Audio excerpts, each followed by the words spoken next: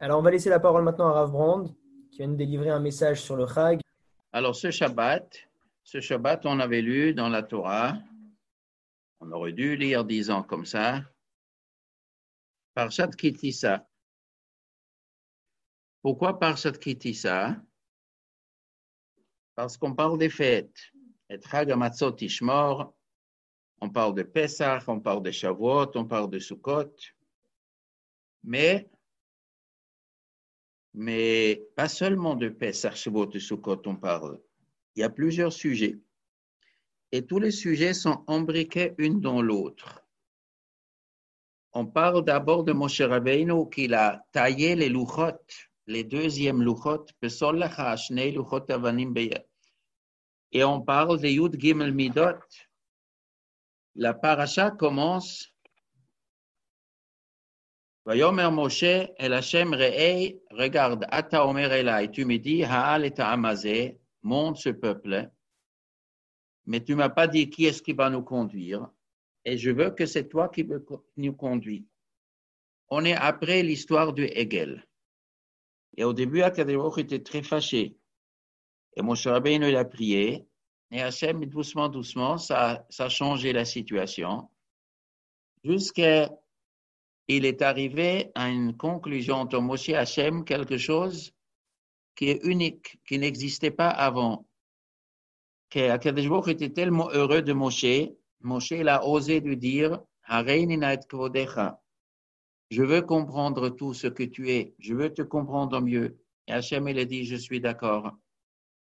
Et il a donné le Yud Gimel Midot Arachamim. Et il a dit à Moshe des immenses promesses. Et après, il a dit, tu vas tailler des autres louchot et tu vas les amener en haut. Et je vais écrire, encore une fois, les Seret HaDibrot. Tout de suite, la Torah enchaîne de surtout pas faire Avodah Zarah, de ne pas s'y lever avec Avodah Zarah. Et la Torah enchaîne avec les 3 fêtes. Qu'est-ce que ça signifie, tout ce amalgame de toutes ces choses? Avant le fête, la Torah nous parle de ne pas faire Avodah Zarah. Et tout au début, on parle que les Juifs, ils ont fait le Hegel. Donc, le Hegel, ils ont raté quelque chose, les Juifs. Ils ont fait le Hegel. Dieu a pardonné. Il a averti encore une fois, ne faites surtout pas Avodah Zarah. Et tout de suite, la Torah enchaîne, on fait les 3 fêtes. Ça veut dire quoi? Faire les 3 fêtes, c'est la meilleure solution de ne pas tomber dans l'Avodah Zarah.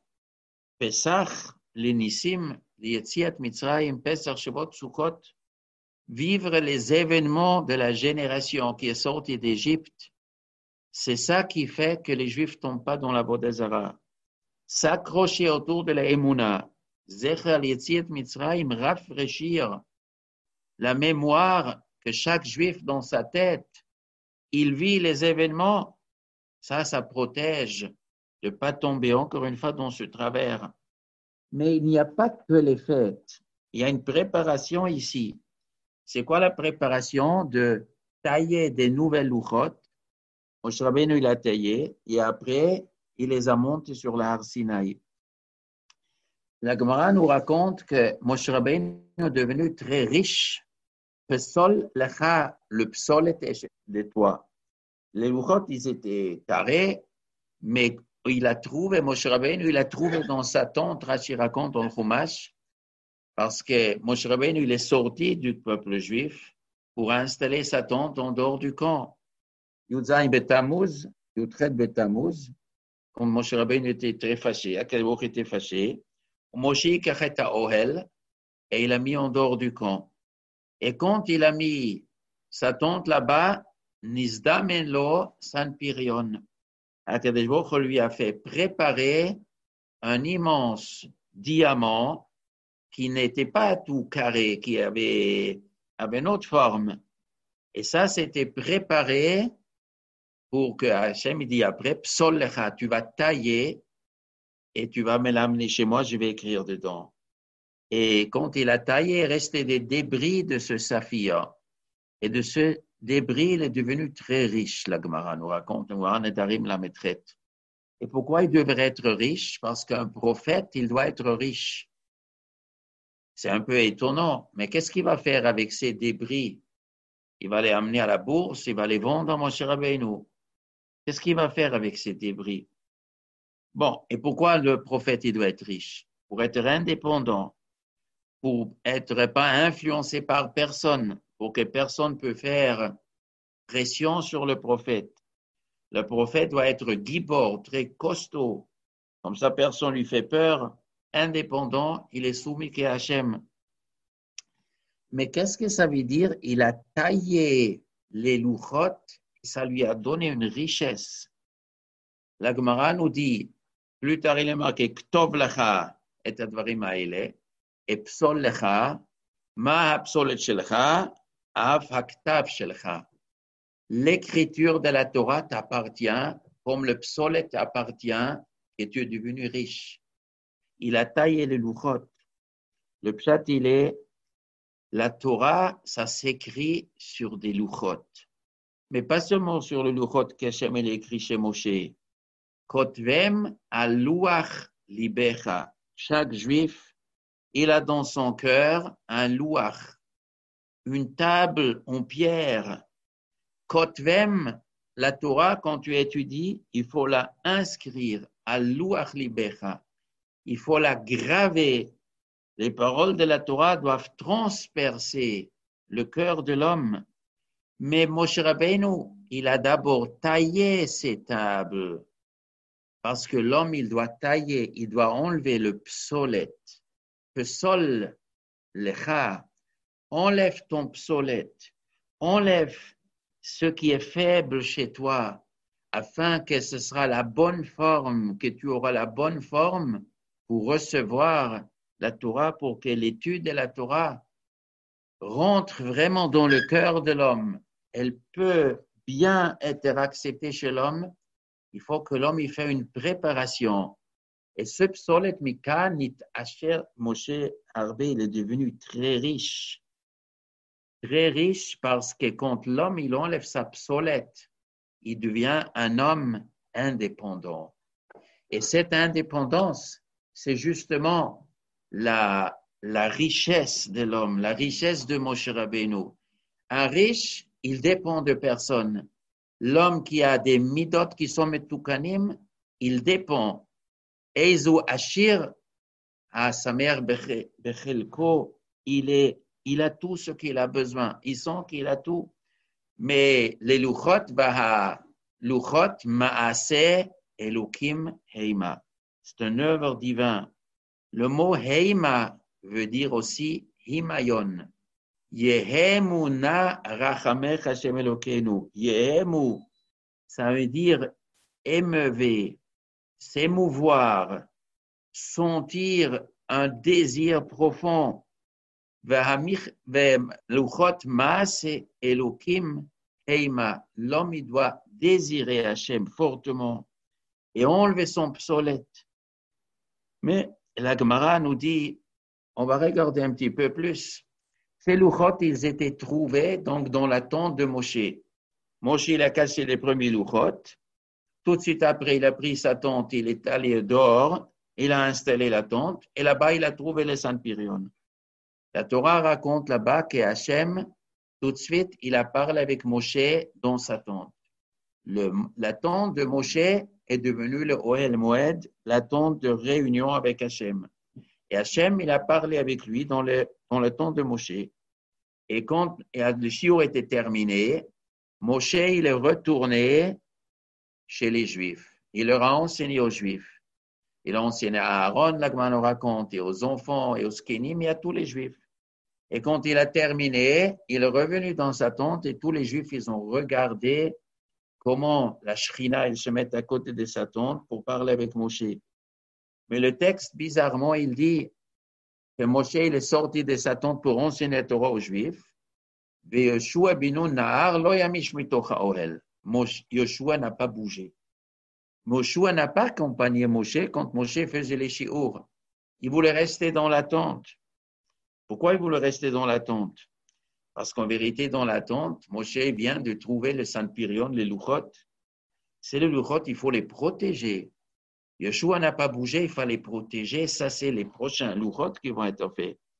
Et après, Hachem, il a dit, maintenant, ces louchot, tu vas les tailler, tu les amènes, et j'ai grave encore une fois. La Gemara nous raconte, l'écriture de la Torah était donnée à Moshe, Ktov Lecha. Et Moshe était Ain Tov, il a donné aux Juifs. Comme ça dit la Gemara, la maîtresse Nedarim. La Gemara la pose la question, la Torah était donnée que pour Moshe, pas pour les Juifs. Mais non, mais la Torah nous dit quitte volachem atishira azot vela mantieti ashira azot leed. La Torah, il était donnée à Moshe pour le don aux Juifs. La Gemara nous dit pilpul. Une certaine compréhension profonde était donnée qu'à Moshe. Ktav, dans l'écriture. L'écriture du Luchot, il y a des sgoulottes de comprendre beaucoup de sodot. Chaque mot de la Torah contient beaucoup de sodot. Et Hachem, il a donné ça à Moshe, pas pour les autres. Mais Moshe était gentil, il a transmis aux Juifs. Maintenant, les Juifs, ils peuvent trouver aussi le psolète que Moshe il avait. Chaque Juif, il peut trouver. Et tout de suite après Moshe, il est monté sur la Har Sinaï. Il y a ici une grande question. Rashi nous dit que Moshe, il a sorti la tente. Et après, Hachem, il a parlé avec Moshe tout le temps, en dehors du camp. Jusqu'à quand? Jusqu'à l'instruction, jusqu'à l'inauguration du Mishkan, premier, Nissan de la deuxième année, pendant ces 7 mois. Mais Rashi dit, il a sorti, après qu'il est descendu de Kippour, parce que Moshe était sur la Har Sinaï 3 fois 40 jours. Première fois de Shavuot, le lendemain de Shavuot jusqu'au Zayin Bet Tammuz, ils ont fait les Hegel. Rashi dit, il est monté les 18e, il est resté encore 40 jours sur la Har Sinaï. Et il est descendu la fin de Av. Il est encore une fois monté, il est resté jusqu'à Kippour. Donc, toute l'histoire qu'Hachem il a parlé avec Moshe dans la tente d'or, c'est après Kippour. La Rabban, il dit, c'est très difficile. Dans le Chumash, c'est marqué, il a sorti la tente tout de suite après le Hegel. Alors, il apporte le Pirkei de Rabbi Eliezer, que les 40 jours, Moshe n'était pas sur la Har Sinaï. Il était avec les Juifs. Mais Rashi rapporte un Seder Olam qui dit qu'il était 3 fois 40 jours, donc les 40 jours au milieu aussi, il était là pour prier. Il est marqué dans le Chumash, je me suis jeté dans les deuxièmes 40 jours aussi devant la Har Sinaï. Et le Pirkei de Rabbi Eliezer, il dit qu'il était en bas. Mais le Tirutz, il est le Gaon de Vilna, il dit le Pshat, il est comme ça. 2 fois, il est marqué dans la Torah que Moshe n'a pas mangé, il n'a pas bu, parce qu'il était resté 40 jours sur la Sinaï. C'est les premiers 40 jours, le lendemain de Shavuot jusqu'à Zayin Bet Tammuz, et les derniers 40 jours de Rosh Chodesh Elul jusqu'à Kippour. Mais les 40 jours au milieu, il était avec les Juifs, mais tous les jours, il montait sur la Sinaï, il a prié. Après la prière, il est revenu. Il était 40 jours, mais pas continuellement. Et il mangeait pendant ces 40 jours. Il a fait une prière, il est descendu. Et quand il est descendu, il a écouté le shiur d'Hachem, et après il est parti chez les Juifs, et après il est revenu. Vayakol mevakesh Hachem, et chacun qui cherchait Dieu, qu'après le shiur, il avait des questions, il est sorti en dehors du camp, il a consulté Moshe Rabbeinu.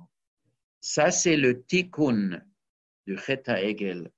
La Torah raconte, ils ont fait le Hegel, ça c'était un pancher. Mais de ce pancher sont sorties des choses merveilleuses. Grâce au Hegel, la liaison entre Hachem et Moshe est devenue plus profonde qu'avant. Hachem, il a dévalé, Harenina et Kvodecha, montre-moi ton kavod, l'otucha lirot et panaï, mais je vais te montrer, tu es mon ami. Il a montré tous ses secrets à Moshe. Et Moshe, il a transmis aux Juifs ce qu'il a pu transmettre. Et ça se trouve dans la Torah, tous ces secrets. Et l'étude de la Torah, le psol, enlever le psolète et graver.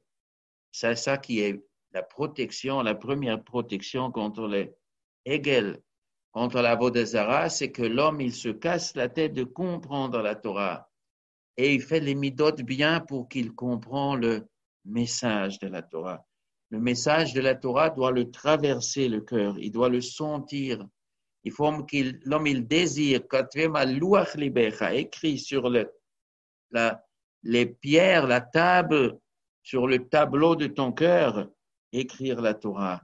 Et Vahaluchot Maas Elokim Heima, c'est l'œuvre de Dieu. Heima, Yehemuyon, tu vas désirer, tu vas te émeuver, tu vas aimer la chose, émouvoir. Et après, fais surtout pas Vodazara, mais tu vas fêter les 3 fêtes. Après, il arrive les 3 fêtes. Pesach, Sukkot, Sukkot, vivre avec Yetziat Mitzrayim chaque jour de l'année, chaque matin, chaque soir. Les Juifs, ils se rappellent Yetziat Mitzrayim. Et Pesach, il est carrément noyé dans le Yetziat Mitzrayim. Une fois, j'ai entendu presque Levenstein de Ponevezh, il a dit, Pesach, les 7 jours, on est comme trompé. On prend du lin, on le trompe plusieurs jours dans l'eau. On est trompé dans la émouna. On se fait envelopper dans la émouna. On mange la matzah. Et on se rappelle les événements qui se sont passés, Yetziat Mitzrayim. C'est ça qui va renforcer l'homme. C'est ça qui va faire que l'homme ne peut plus s'assimiler.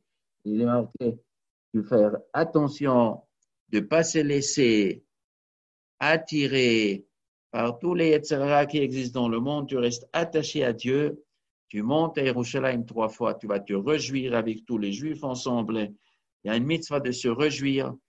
Le Moussar Askel de toute l'histoire, le Hegel, est une chute, mais après, il est arrivé une immense remontée. Moshe Rabbeinu, une immense remontée.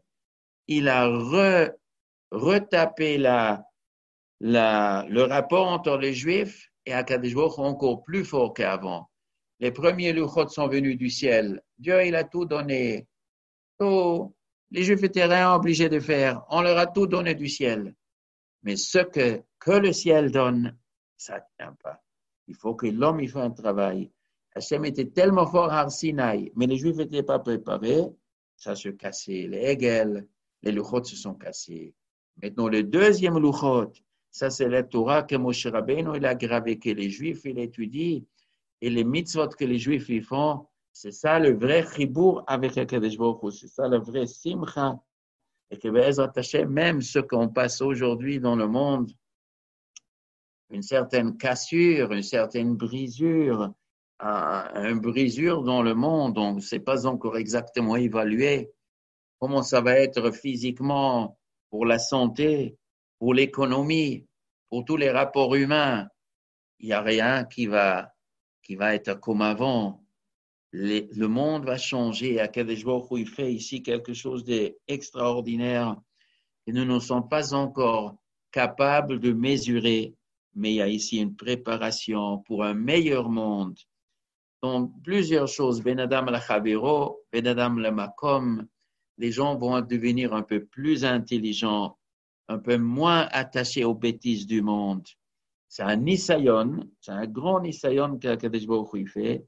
Comme l'histoire du Hegel, comme la cassure du Luchot, c'était un nisayon.